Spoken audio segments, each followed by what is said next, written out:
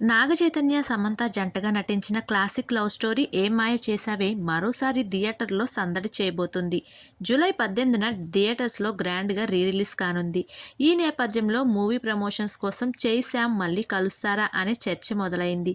అయితే వీరిద్దరూ విడిపోయిన తర్వాత కూడా వేర్వేరు సందర్భాల్లో ఈ సినిమా పట్ల తమకున్న ఇష్టాన్ని జ్ఞాపకాలను పంచుకున్నారు. దీంతో చాలామంది అభిమానులు ముఖ్యంగా జై శ్యామ్ జంటను ప్రేమించిన వారు వీరిద్దరూ కలిసి సినిమాకు ప్రమోట్ చేస్తే బాగుంటుంది అని ఆశిస్తున్నారు. అయితే ప్రస్తుత పరిస్థితుల్లో ఇది అంత సులభం కాదని సినీ వర్గాల టాక్. ఈ సినిమా ద్వారా జై శ్యామ్ మళ్ళీ ఒకే స్క్రీన్పై చూసే అవకాశం వస్తుండటంతో అభిమానులు ఫుల్ ఖుషి అవుతున్నారు. ఏం మాయ చేశావే జై శ్యామ్ ఇద్దరి కెరియర్లో ఓ మైలురాయిగా నిలిచింది. అంతేకాదు ఈ సినిమా షూటింగ్ సమయంలోనే వారిద్దరూ ప్రేమలో పడ్డం, ఆ తర్వాత వివాహం కూడా చేసుకున్నారు. కానీ దురదృష్టవశాత్తు కొన్నేళ్లకు పలు వ్యక్తిగత కారణాల చేత ఈ జంట విడిపోయింది.